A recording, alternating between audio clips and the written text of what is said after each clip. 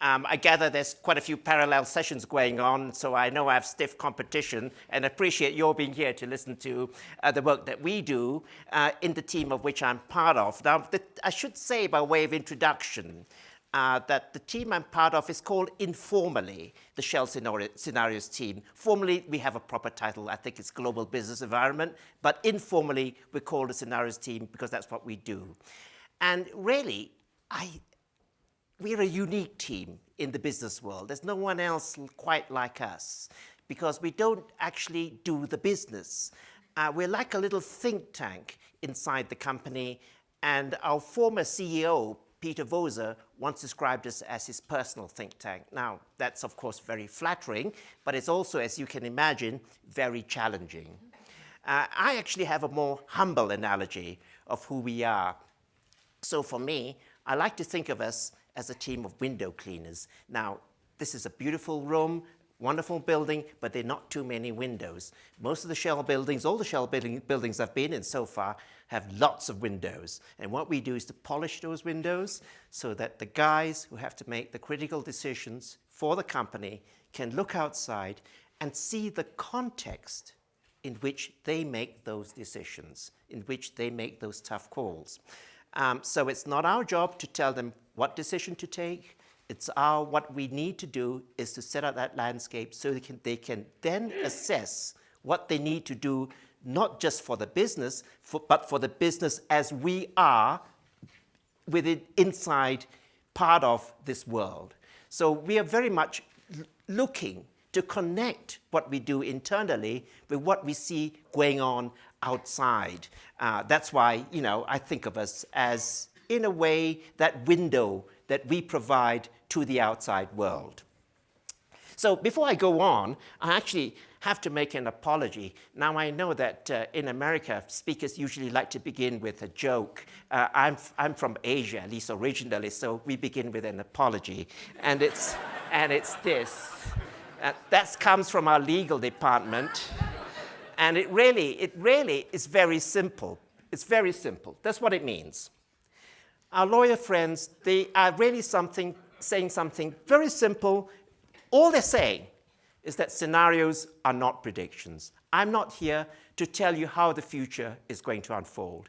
If anyone knows how the future is going to unfold and tells you so, I'd like to know, but I don't see a clear view forward. What I do recognize is that there are different views of where we are today. And from our understandings, the different understandings that we have of today, we can map out clearly a number of different paths into the future. It's like looking around at this room. So I have a view of the room, you each have a view of the room, and all our views are as valid as anyone else's. And we need to actually be able to put together these different views in order to see what the room looks like in its totality.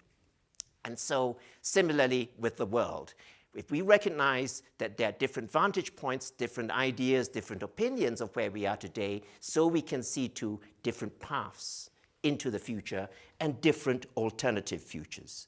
Today is not static. Today is not standing still. It's constantly moving. And scenarios tell us what could happen in the world. Not what will happen, but what could happen. And this is a map, a schema diagram of the broad range of work that we do in the scenarios team. As the political analyst in the team, I do a lot of country-specific issues, much more short-term than we have today. After 9/11, for instance, we were called in and asked to do a 6-month outlook of where things would go for the next 6 months. Of course, the first thing you say is that this is a long-term trend and you have to look much further ahead. But the focus was very much on the immediate future. What I'm here today to talk about is something quite different, and I've highlighted that in red. Those are our global scenarios and our climate challenge work. And the reason we look very far out, 50 years and more, is because you really need to look that far out to pick up the big changes as they unfold in the global system. You may think about the introduction of a new energy source, for instance. It doesn't happen overnight. Coal didn't replace biomass overnight. Oil didn't replace coal overnight. In fact, we see lots of coal still being produced and still being consumed. So these things happen, but they happen in a way, gradually over time. Cumulatively, they have huge momentum, but it takes time for that momentum to build. And that's why we look that far out in order to pick up the big changes in the global energy system and the implications for climate, which are so important. Now, I'm here to talk about our big picture, long-term global scenarios, but of course, we have to begin from today. And the work that we do with these big picture scenarios is underpinned by a very rigorous energy model, mapping supply and demand, looking out more than 50 years, actually. We look up 50 years in great detail, and then further on to the end of the century, looking at different possible paths into the future. We always map a business as usual case, which is take current trends and just play them out in a straight line for the next 100 years. We call that our unconstrained fossil outlook, or UFO for short. So, yeah, you get it. So, so we have that, but we also ask ourselves, how do these trends change over time? Because if you wind back 100 years, that's always a good test. If you're looking ahead, to go back the same length of time and ask yourself what has changed, well, quite obviously, a lot has. And so we can expect a lot of change will happen in the future. And it's underpinned, as I said, by this very rigorous energy model, mapping supply and demand, which we then take to a group of climate scientists at MIT in Cambridge, Massachusetts. We're not climate scientists ourselves, but we work closely with them. They run our energy numbers through their climate model, and they tell us what the implications are. And of course, it's not simple, it's not straightforward. It's a very lengthy, laborious process that they do, but they give us in detail the implications of the energy numbers that we come up with. So that's the way we operate. That's the basis, in the way I see it, as the backbone of the scenario work that we build, the big picture scenarios. So yeah, we start off with today. Where are we today? And the foundations of today's global order were actually laid by two key events whose anniversaries we commemorate this year. So 70 years ago, almost 3 generations ago, Allied forces landed on the beaches of Normandy. And this was actually the signal moment for what was to become the creation of a free, democratic Western Europe under US protection, the establishment of post-war institutions such as the GATT, the OECD, what became eventually a common market and now the European Union, and so on. So we saw that established from that one single beginning, spreading out. And then, of course, exactly a generation ago, the fall of the Berlin Wall, 1989. And what happened with the fall of the Berlin Wall was that this idea spread. We had globalization across the world, interpreted differently in different countries, the spread of global markets, underpinned, of course, by all the changes that we've seen in information and communications technology, or ICT. The problem that we see today is that global order, that liberal, open global order that we have enjoyed over the past several decades is coming increasingly under challenge from a number of directions. And we pinpoint 3 paradoxes, we call them, or stresses, tensions, that actually challenge the global order, the liberal, open global order as we understand it. We call these tensions the prosperity tension, the leadership tension, and the connectivity tension. What's the prosperity tension all about? Well, generally speaking, globalization has made us, on average, better off as a whole. But the prosperity tension is because not everyone feels better off from globalization. Some people feel they're winners, others feel they're losers. The world may be getting richer, not everyone believes he or she is getting better off. The connectivity tension is about the technologies that drive globalization, the ICT technologies that I've been talking about. And one pundit put it this way, I like to quote from him. Around the world, the race is on between a communications revolution that empowers the individual, and we see plenty of that today, and a data revolution that strengthens the control of the state. And we also see that today. And this competition, as he put it, has only just begun. So we have these huge tensions from people who feel they've lost out from globalization, from a technology that we're not sure we're able to control as individuals. And then add on to that the leadership paradox, which is all about people power demanding change, and a sense around the world, I'm not pointing to any country, a sense around the world that leaders are not able to deliver what people want. So that takes us into our two scenarios, the first of which we call mountains. Mountains is all about change guided from the top, with a focus on the long term, with global elites driving policy and using their control of the machinery of government and the state to force through change. Globalization carries on, but globalization definitely slows. In mountains, change guided from the top. We also have a world where these global elites come into competition, a world of competing nationalisms. Again, this is something we see plenty of. But what we argue in this scenario is that over the course of the century, we have many decades still ahead of us, countries will have to learn, inevitably, that they need to get along with each other. They need to accommodate each other's interests. And eventually, they will have to come to learn, too, that not only do they need to accommodate each other, they must work actively with each other to tackle the big problems that we all face: climate change, resource stresses, global demographics. So what does this world tell us as far as energy is concerned? Well, this is a policy-driven world. This is a world of big government. Government seeks stability and security. Energy security is key. In this world, we believe gas will be the big winner. Gas is the green component of each bar chart, each bar line up there.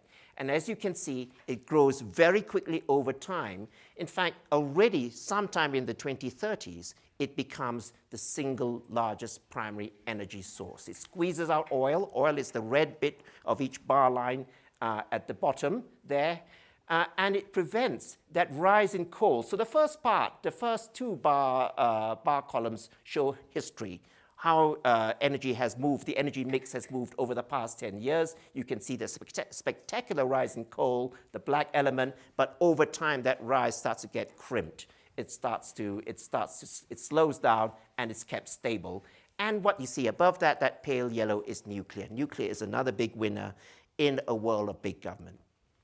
All the colors above that are renewables, different forms of renewables. They grow, but they grow more slowly than in the other scenario, which I will come to. And governments push CCS, carbon capture and sequestration, because if we're going to have a lot of fossil fuel, if this is going to be a gas-driven world, with still a fair amount of oil, and I dare say coal as well, you need that carbon capture and sequestration to take the carbon emissions, store it underground, so that you're not actually adding to the carbon that we've already emitted. One more thing I'll say about this mountains world, and it comes up in both scenarios. We have actually a huge amount of room to make enormous gains in energy efficiency. Dan Yergin called this our fifth fuel. And in mountains, it's governments that push efficiency gains through mandates on things like compact planned cities or smart cars. So it's governments that set standards which actually get us to use energy more cleverly and more efficiently. That's the world of mountains.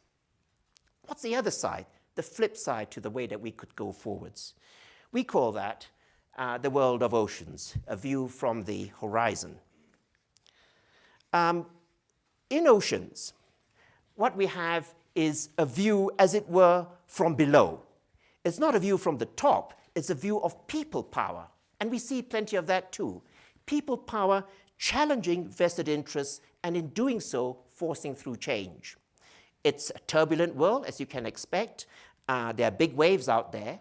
But actually, we believe that in this sort of environment, global growth will actually pick up and carry on. Globalization will be revitalized.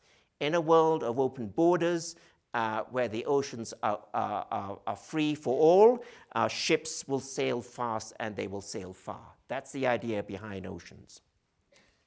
Oceans is a world of market competition and a world of revitalized growth. And energy demand, as you can imagine, will pick up tremendously, particularly in developing countries. Energy supply, although it has grown, I know, will struggle to keep pace with that ramping up, that enormous ramping up of energy demand as the global economy picks up. And with demand high, supply struggling to keep pace, this is economics 101. Prices inevitably will rise. So this is a world of high energy prices, and high energy prices, very importantly, provide the market signal for two things. One is an even more relentless drive for energy efficiency gains, much more so than in the mountain scenario, because it hits your pocket. If it costs more, you're going to start to think, how can I use less of this?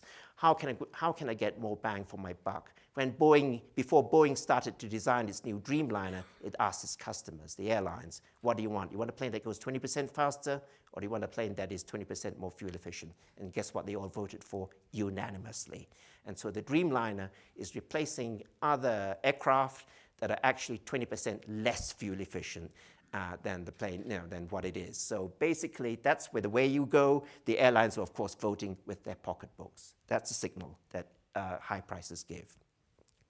And the second implication of high prices is that this offers the opportunity, this opens up the possibility for renewables to take off. So this is a world, ultimately, where renewables over the latter part of the century will drive energy supply. And the big winner, we believe, will be solar, which is the chrome yellow bit at the top, near the top of each bar line. As you can see with the black bit, coal does grow quite significantly because, of course, in the world of high prices, coal is a cheap energy source and therefore very attractive. But over time, we see renewables starting to cut into the share of the energy mix that coal actually is gaining on to actually cut the amount of coal within that total energy supply. And as you can see, there's still significant gas and significant oil, but they've stabilized over time. Solar is the big winner. And in oceans, the other thing that happens, how do you deal with climate change? Well, climate shocks will actually hit. And the hard lesson of this scenario is that you need some shocks in order to turn public opinion globally towards the idea that, folks, we've got to do something about the climate challenge. Climate shocks hit, we get adaptation, we get CCS too, just as in mountains, but the action on both adaptation and CCS comes late. So there we have it, our two scenarios. Mountains, which is a top-down driven world, a world of competing nationalisms. Look around the world and ask yourself, is that the world that we see going forward? Or a world of people power challenging vested interests, renewables after a while, not straight away, but after a while, winning through in the energy mix, and ask yourself, is that the world that we're moving into? So that's my question to you at this point. Where do you see the world going? Are we going into a mountains world, or are we going into an oceans world? And what I will say is this. I'm asking this question, but I think it's important to understand that I'm not asking you, where do you want the world to go? That's a separate question. I'm asking you where you think, looking around the world, where you think the world is going. I'm not asking you where the US is going. I'm asking you, given all the developments that you see globally, where's the world going? So who around the room is a mountains person? Could you raise your hand? A few. Oceans?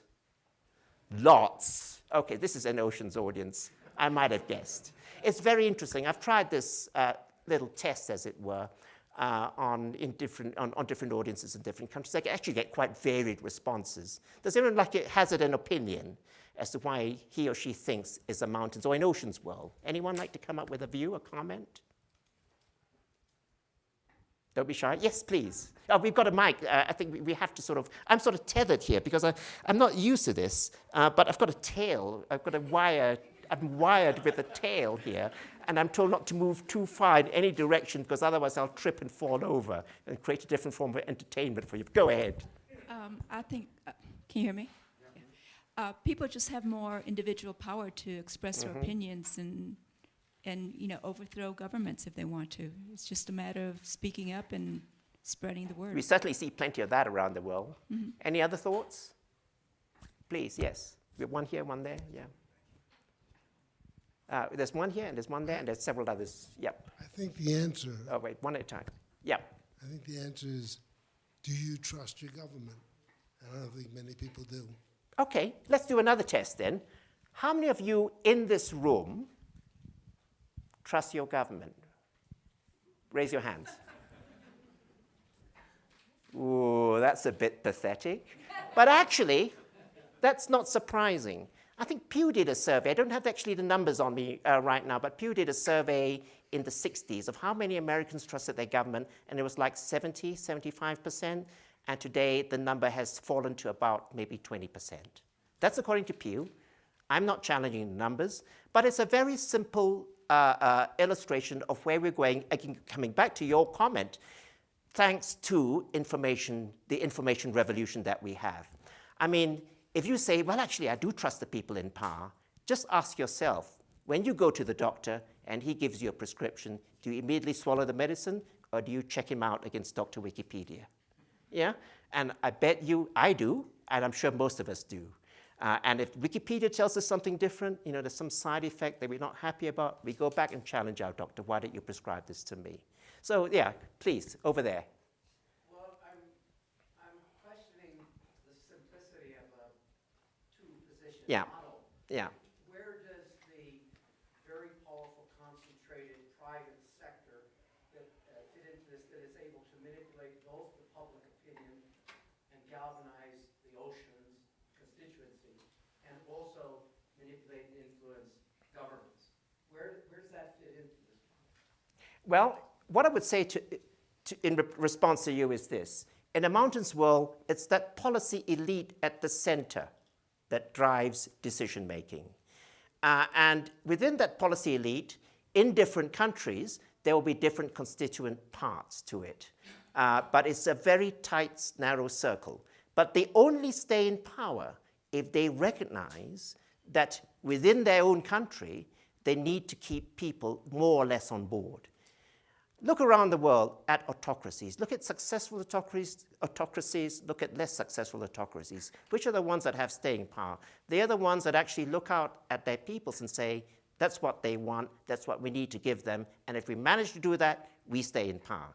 It's not that far different, I would argue, from democracies where it's an open it's an open stage, and anyone can come aboard and say his or her piece. That's a different story, and that we have a real melange of different voices there. Of course you have the voices of the private sector, but you will have other voices too, and I hear them loud and clear. The voices of the NGOs, the voices of government, the voices of the experts, whom we don't quite trust, but nevertheless, what they say comes from a base of well-informed opinion. So I think, to me, that's a better way of going forward, but it's a much more messy way. That's an ocean's way of proceeding. Which is it simplistic? Yes, these are two archetypes. That's what I believe. And we see elements, I would argue, of both in the world today. That's why we have these scenarios. My own view is that, actually, looking around the world today, as a political analyst, I see a lot of mountains-type confrontation between countries. But I also see the seeds of what could be sustainable people power challenge to the guys at the top, to the ones in charge. Sorry, you've been raising your hand for quite a while. Yeah, I'm very upset about. Is this on? It is on, yeah. I'm very upset about your chart. I can't believe you're projecting coal to be this. Yeah. Two things. One, you say coal's cheap. Sure, it's cheap because we don't have a carbon tax to actually do it.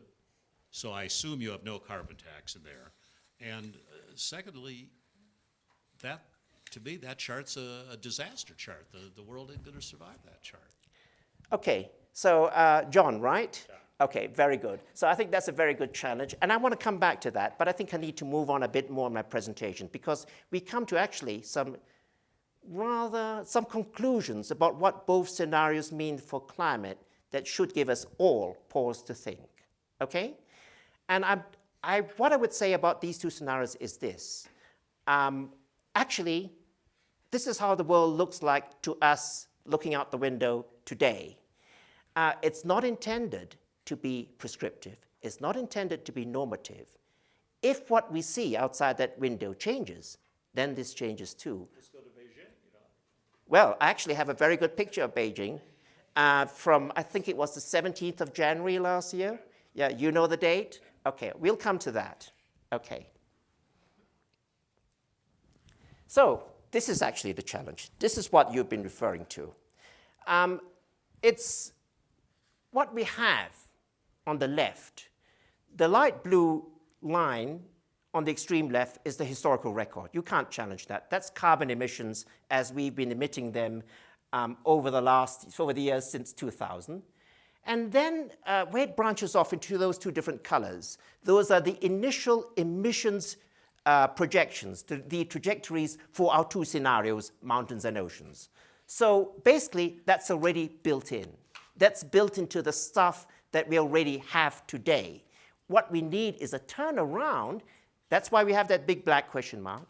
A turnaround to get us from that upward trajectory into this downward trajectory on the right-hand side, what we call an emissions trajectory consistent with 2 degrees centigrade. Now, you might ask, why is 2 degrees centigrade important? Okay? Well, in a way, I guess some people would say it's somewhat arbitrary. You might say, well, actually, I think we should be going for 1.5 degrees or 1 degree. Others might be more complacent and think, well, 3 degrees is okay. But generally speaking, most of the world has settled on 2 degrees, and we take that as I think, a commonly accepted measure of something we could aim for to try to keep temperature rise within that horizon and within a carbon emissions number that's consistent with 2 degrees C. And the carbon emissions number is 450 parts per million. Now, if I could give an analogy here, think of what you feel as an individual if you've got the flu. It's not going to kill you, but you're going to feel pretty awful. Now, then think of 2 degrees C as being on the cusp of that. The planet has the flu. You're going to get heat waves. You're going to get a reduction of arable land to some degree, maybe 10, 20%. You'll get some sea level rise. You'll get flooding of certain areas. But the worst effects happen when you go beyond that limit. And then you get the really spectacular hits to the ways in which we live beyond that 2 degrees C limit. The other way to think about it is that beyond that limit, you get what are called reinforcing loops in the system. So for instance, as temperature rises, the Arctic permafrost starts to melt, methane is released, the methane warms the climate even further, and that leads to further temperature rise, and and then more permafrost more permafrost melts, and so on. You create these positive feedback loops that make things a lot worse. So you're trying to keep it within a limit.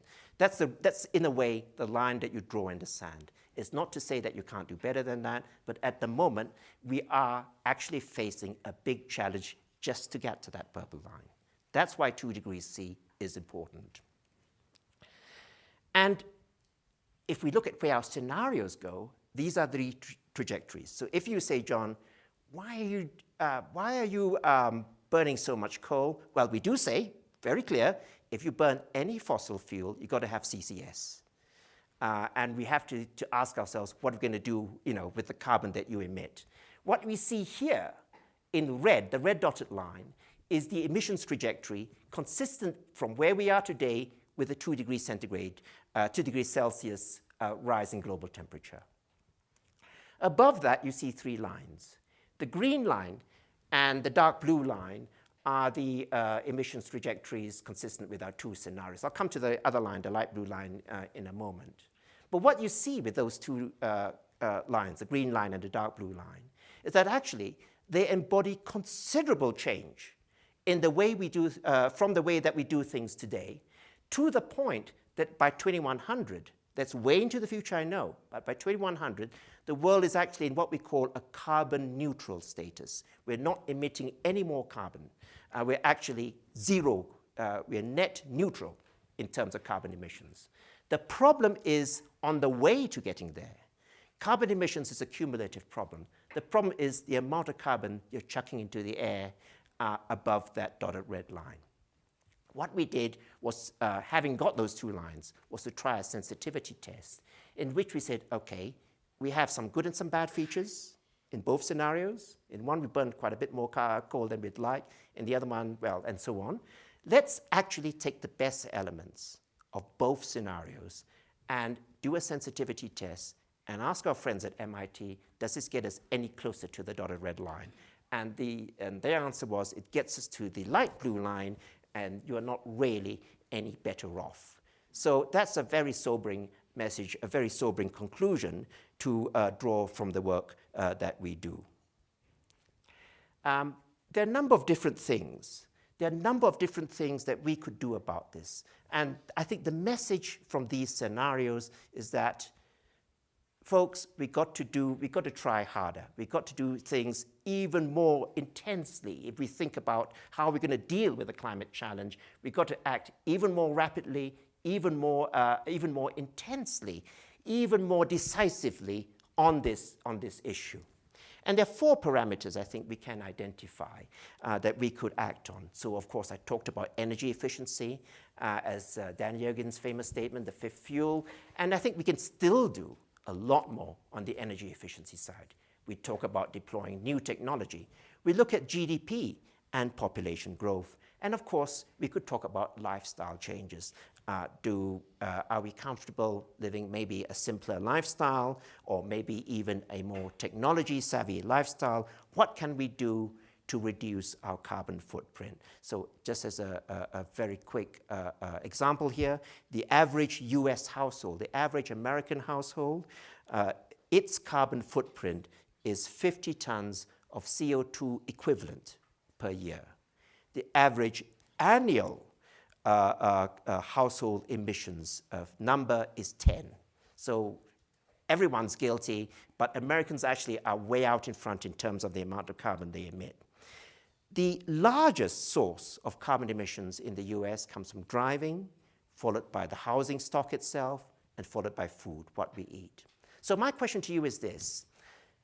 Anyone like to say what they've done in the last year, not the last 20, 30 years, in the last year, to reduce his or her carbon footprint? Anyone? Yes, please. I moved to Amsterdam. Very good. So what did that change in your lifestyle? I got everywhere by, I never have driven once in the Netherlands, partly out of fear, but Okay. I'll admit it's more out of fear than being green, but just ride a bike everywhere, take the train, take the tram. Yeah. And I think having lived in Texas for 7 years, I think I thought I was fairly green-minded before, and I have a lot of guilt now looking back at a lot of the behaviors I had living in Austin, where I would drive to work when I could have easily taken the bus. So I'm in kind of ecological penance now for the rest of my life. Anyone else? Over there in the yellow T-shirt. Electric car. You got an electric car. Very good. What is it? Tesla. Excellent. Any others? John, you're going to come up with something? Okay. I got chickens, bees, and grow as much of my own food as I can. Excellent. Self-sufficiency. Mary Lou. Just moved into a more efficient home. A more efficient home. Tell us more. Well, just the whole insulation is much better than And you actually save a lot of energy that way. Yeah, I mean, it's bigger than a previous home, but There's a guy who lives actually not far from me. I don't know how many of you know him. His name is Amory Lovins. You know Amory? So I did actually email him last night to say, are you coming to my talk? But he isn't. Okay, I know him. But he's got an amazing house, which is super efficient. It's radically innovative, those of you who've seen it. And what he says, so he had a makeover of his house just quite recently, a few years back. And what he said was that, let me get this right, he shifted his carbon footprint from tiny to negative. That's what he claims. And to those detractors who say, well, actually, no, all these esoteric technologies cost a lot, his response is, well, actually, when you actually produce at scale, that does a lot to bring down costs. And that actually is a fair point, I think, to make. So that's Amory. But, you know, housing is a great example. Any others? Yeah, over there. There's several at the back. Added solar panels to the house, so we Okay. can improve that. But here's an interesting question. Yeah, go on. I had a choice in purchasing a new car. I got rid of the low mileage car and had to buy another one. The question was to get a hybrid or to get one that got 35 miles to the gallon on regular gas. Yeah. So I said to myself, if I got an electric car, and if everybody did that, then the utilities would have to generate more electricity, and they'd have to buy more coal and burn. So I chose to get the higher mileage gasoline So there are two things then, what you say. One is that, where does the electricity come from? And that's a fair question. And the other one actually is, I think, something very interesting. I think the pressure that's put on the traditional automobiles, the internal combustion engine people, to actually up their game and produce much more efficient cars, much more efficient engines, result in the sort of car that you've just bought, a 35 miles per gallon car. So you can see that around you. The competition has made manufacturers much more aware. It's the same with the story of the Boeing Dreamliner, much more aware of the need for fuel efficiency. There were a few up front as well. Yeah. I have a very inefficient 1950s contemporary house in Austin, Texas, which we converted so there's no gas anymore. In the city of Austin's utility, you can pay to buy renewables. So effectively, the house is now all renewables.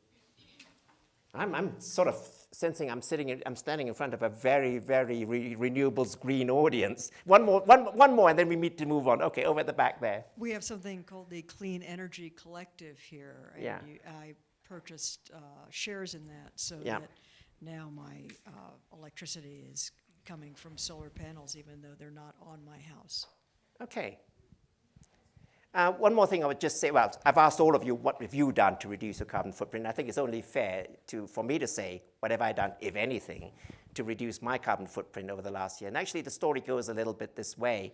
So end of last year, my wife's sister actually had cancer, and she had to go for an operation, and then she had to recuperate at this place, which was vegan. And my wife volunteered to go along and to be her companion at this place. And she of course, was very sympathetic. She wanted to be with her sister, but the thought of going vegan sort of like made her pause. And she went along to this retreat, and she came back, she said, my goodness, I didn't realize vegan food was so good.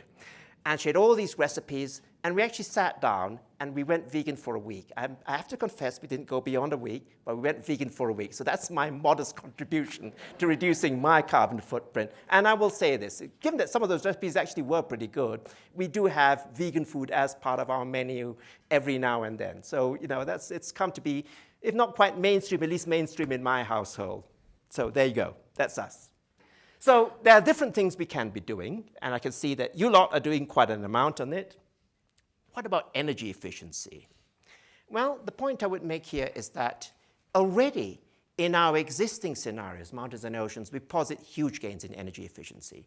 And actually, if you look at the historical record, wind back to 1960, when some of us were certainly around, wind back to 1960, and actually we were profligate in the way that we use energy. And over the last 50 years, we've made tremendous improvements. And what we posit in the ocean scenario, and it's not so far different in the other scenario, what we posit are further gains in energy efficiency at least as good as what we've done in the last 50 years, if not many times better. So to give you a number, for those who like numbers, in oceans, we deploy renewables at 10 times the level of today, and solar PV reaches 20,000 gigawatts by 2050. That's huge, because we talk now about 100 gigawatt ramp up in production. So, yep. Could you explain that screen? We can't read it back. Oh, I'm sorry. So for instance, let's Okay, so for, at the top, that first line is basically what amount of energy you need to make 1 ton of steel. Now, the example there is enough to build a car, but of course cars will be built of different materials as we go into the future. But 1 ton of steel, and in 1960 you needed 24 gigajoules. By 2010, you'd almost halve that, and we believe you'll halve it again and more by 2060. And so it goes down, down the table. To travel 350 kilometers, your car uses 2 gigajoules. If you were driving in 1960 in your old Jalopy, you're down to 1 gigajoule now, and you'll be at 0.5. So that's basically what it assumes within the energy model. That's one of the assumptions that underpins the energy demand that we assume globally for efficiency gains. And note, I'm talking here globally. So of course there'll be countries that are ahead, there'll be countries that are behind. And this is just the average of what you see. So yeah, and so you go further. Can we deploy new technology faster? And here I come to a problem with energy technology.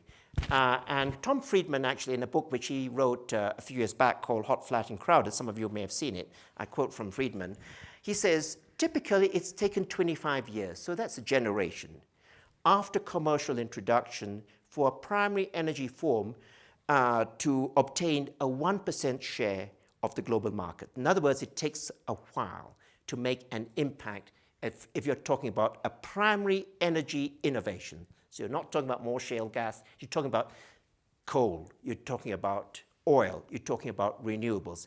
It takes decades.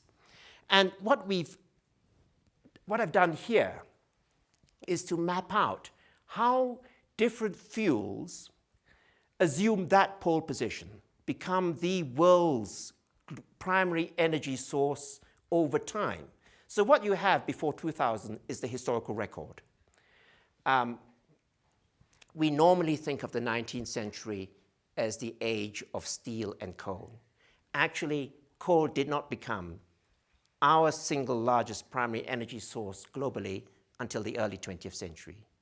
We think of the 20th century as the era of the oil-driven industrial economies. Actually, folks, oil became the primary energy source globally sometime around 1960, as late as that. And what we see going ahead, and John, this is not intended, I stress, to be prescriptive. This is what we see going ahead. What we see in one scenario, the mountain scenario, natural gas taking over that pole position quite soon in the 2030s. In the other scenario, we have a story about how coal makes a comeback and battles it out with oil for pole position on the racetrack until eventually solar wins through sometime in the 2060s, 2070s, but it does. Now, if you've got a story that actually shifts that line further to the left, I'd like to hear that. And in fact, we're thinking about how can we actually move that yellow component of the bar further to the left so that we actually get solar PV coming in much earlier. We know the costs of solar coming down tremendously. It will be quite competitive sometime in the 2020s. But the problem that we see is that there's a lot of legacy of the infrastructure, the assets that we've built up over time already. If you just open the coal plant today, as they're still being opened, it will still be burning coal and generating electricity 30, 40 years from now. So you've got to see what is it you're prepared to write off over time. So it takes time. That's the whole point of the Friedman quote. It takes time. But therefore, you've got to start now. The other point to make is over GDP and population growth. And generally speaking, the richer we are, the more energy we consume. That's what we call the energy ladder. And the more people we are, the more people we have on the planet, the more energy we will consume. That's a given. Of course, we will try to do that more sustainably and more efficiently. But of course, equally in our scenarios, our assumptions of what global population numbers will be are significant. And what we do is to take the UN standard mean projection, which assumes that global population growth will slow, but nevertheless will grow significantly. So today we are at about 7 billion people globally on this planet. And according to the UN, we will be 11 billion people by 2100. The question is, are these projections, well, I don't know whether you use the word optimistic or pessimistic, but are they too high? Could we actually see global population growth slowing even more? And we do recognize there are plenty of people out there who say the UN is not being daring enough in actually mapping how population decline could happen much more quickly. And the big question is what happens in the large developing countries. And here we actually see some very important moves. Look at China today, and look at the population profile that they have. The Chinese population is getting old. It is beginning to decline.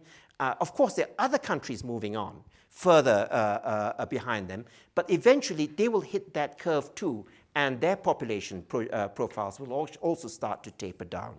Brazil is in the same position. What about the US? Well, according to the UN, they predict a rise for the US from 312 million today to 462 million by 2100. But we know that birth rates domestically are already below replacement level, so we're talking about a very high level of immigration, which may happen, but nevertheless, that's an assumption. So there's a lot of variability there, and if we're on that lower curve, that would actually bring down our emissions quite considerably. Growth rates. Well, what I would talk about here is that we don't want growth rates that are so high that emissions start to overshoot. At the same time, we have to be careful because we do want growth rates that are not too low. We want growth rates that are pretty respectable globally because higher growth countries tend to have lower growth populations.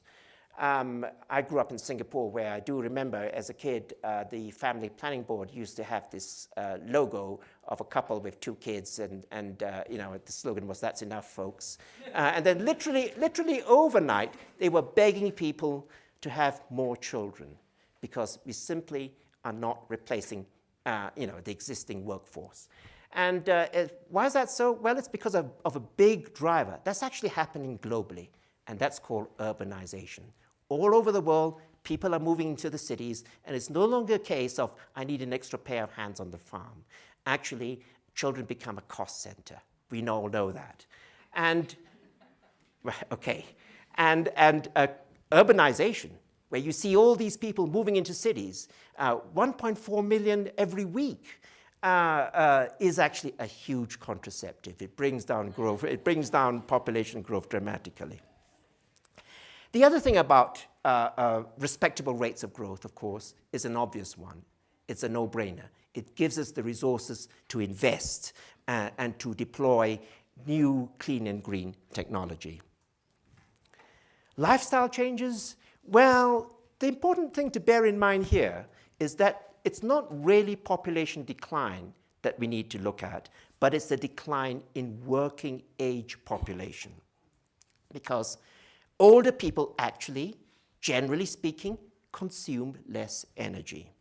And here, if there's only one thing I can say, and there's lots I could, but if there's only one thing I could say, it is look to Japan.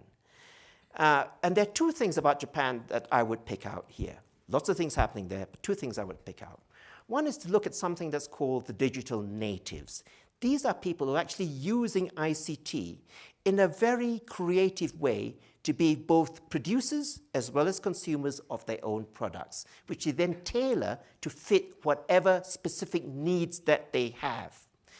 And this comes off something we call the Internet of Things. Now, I talked about how slow technology is to move on the supply side, and we saw that with coal, oil, and renewables going back into the past.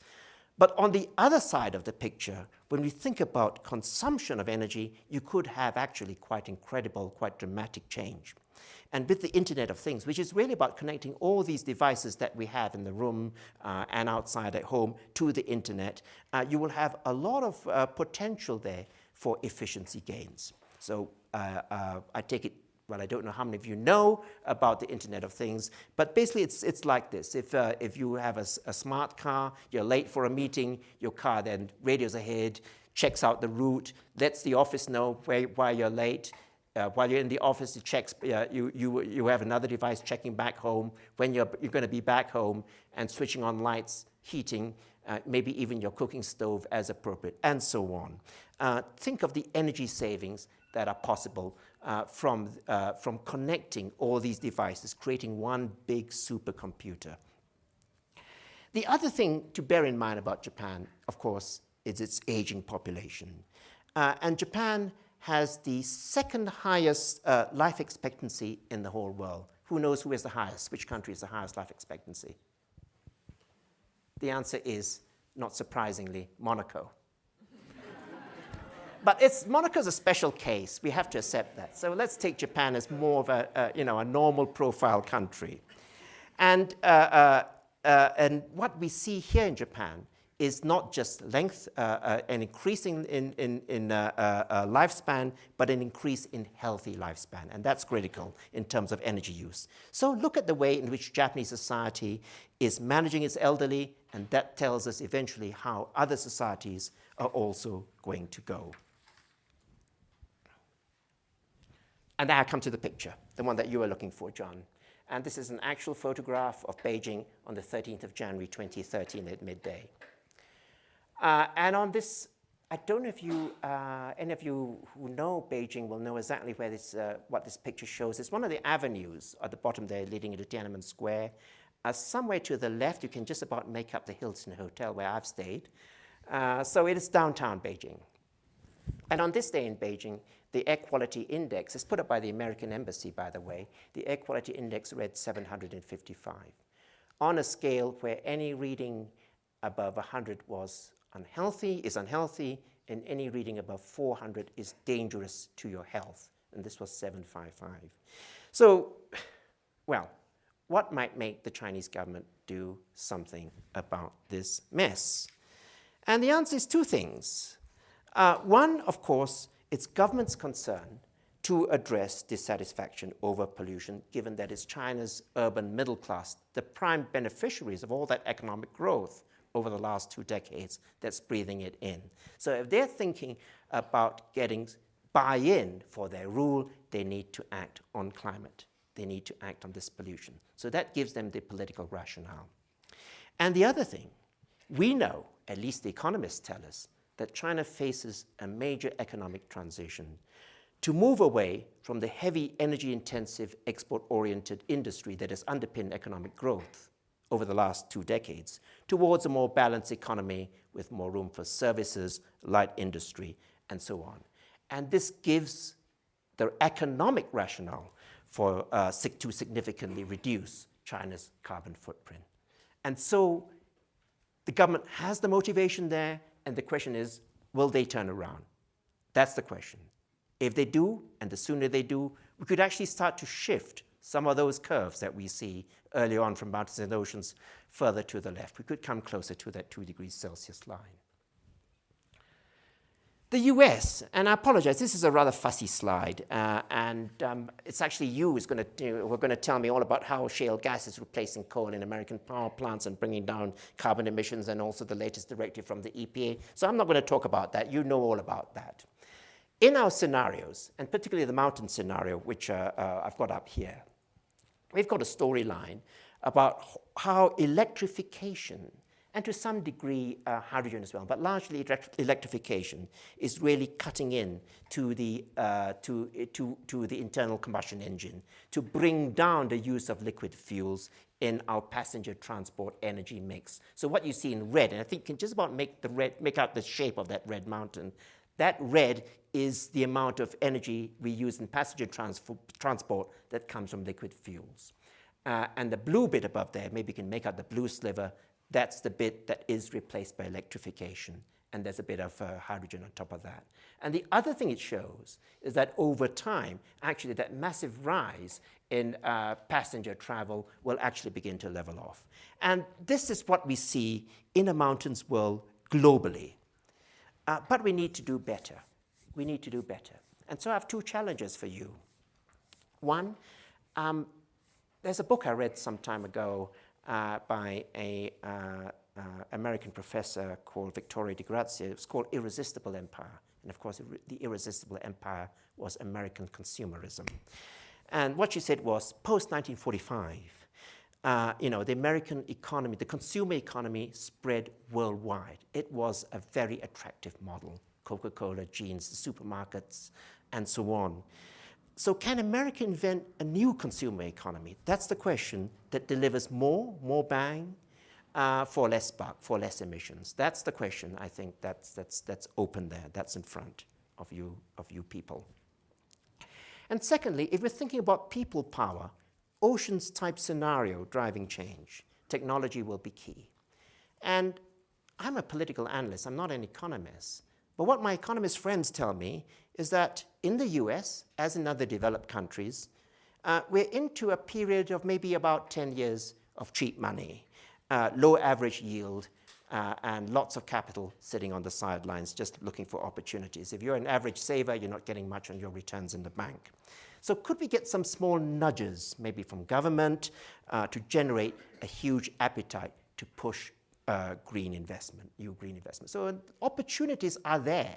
They're not being picked up at the moment. I've given 2 examples. I'm sure there are better examples out there that you folk can think of.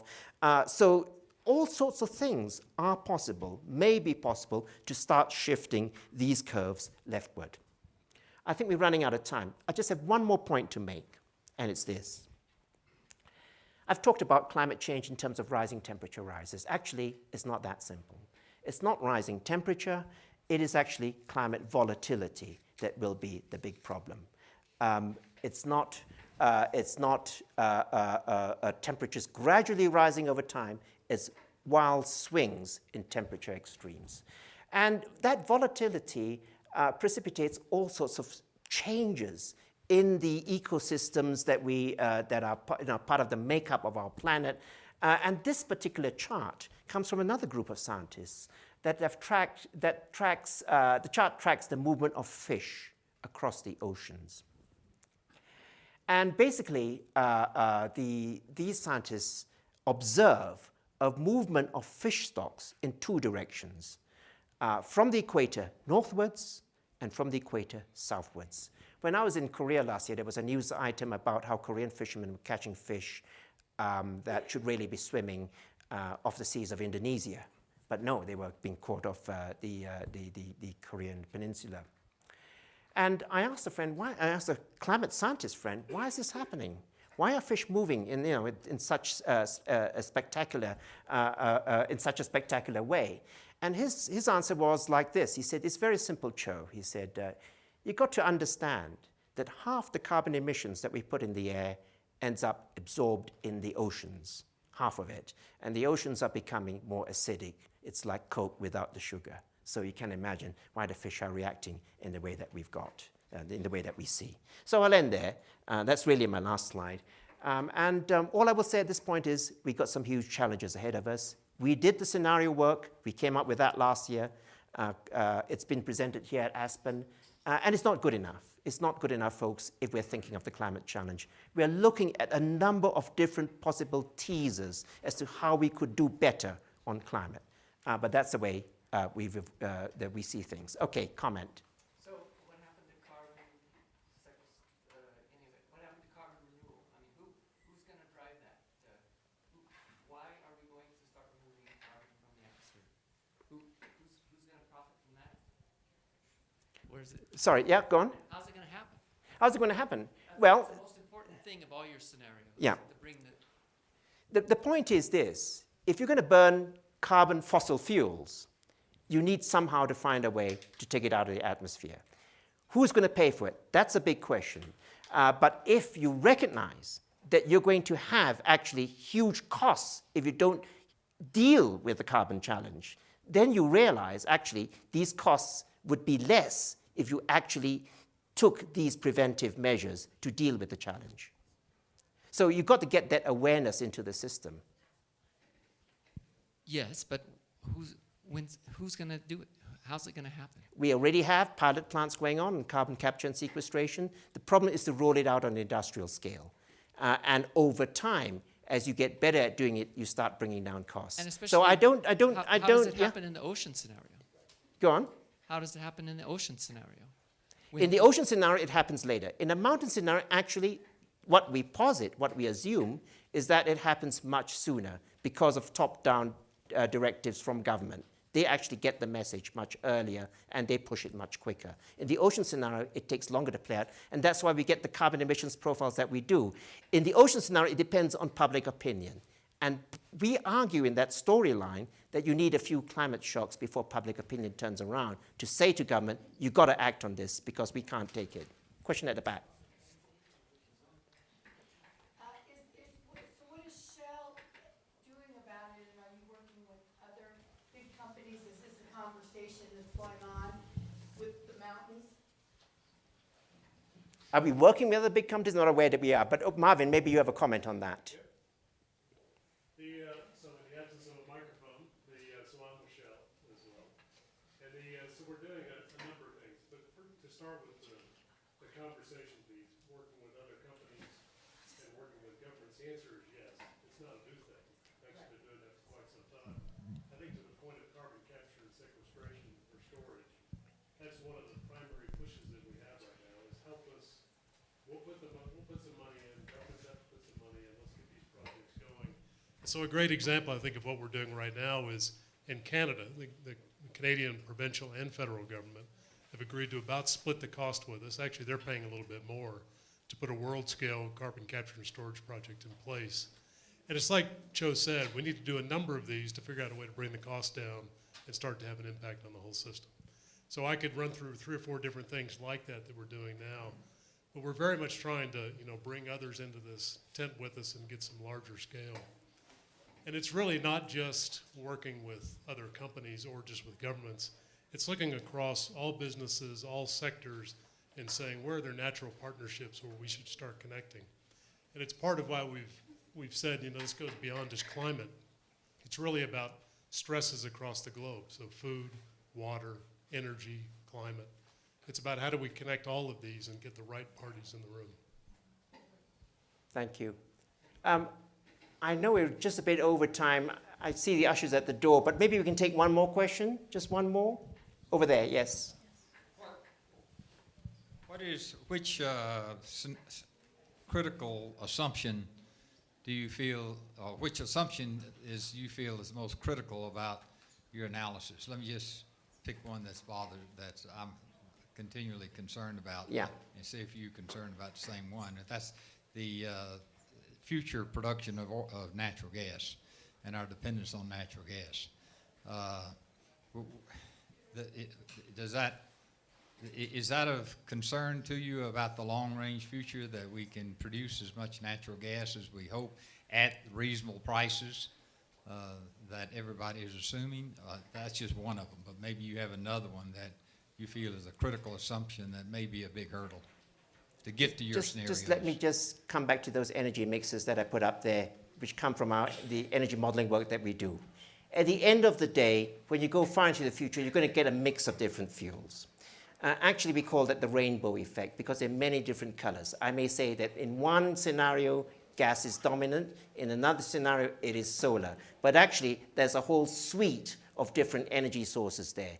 They each have their advantages. They each have their drawbacks. If you're thinking about solar, you also got to think about land and space to deploy your panels. And there are some places where it's more appropriate than others, and so on. So each one of them has a specific, in a way, a specific rationale. As far as any carbon fuel is concerned, I would say we have to think about ways to, one, to use that fuel more efficiently, and two, to think about how to clean up the carbon that we emit. So that's why I have been going on quite a bit about CCS in both scenarios. And other technologies might come on at a later stage, further into the century, but I'm not going to sit around and wait and say, let's wait for something to turn up. We know we have something already on the table. We know we have something which, at least in the industry, has been tried on a smaller scale for our operations and which seems to work. So folks, let's try it out now on a bigger scale, and let's see if it still works, and then we can roll it out. So I would just say that. Thank you. So I know there probably are other questions, but I think we do have to move. I see my friend from the Aspen Institute nodding her head when I say that, so I'll just end here. Thank you.